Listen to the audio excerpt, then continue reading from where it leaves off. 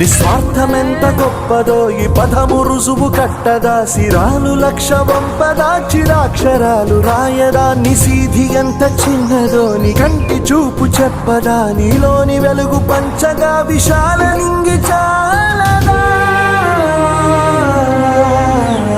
మనుష్యులందు నీ కథ మహర్షిలాగా సాగదా, మనుష్యులందు నీ కథ మహర్షిలాగా సాగదా.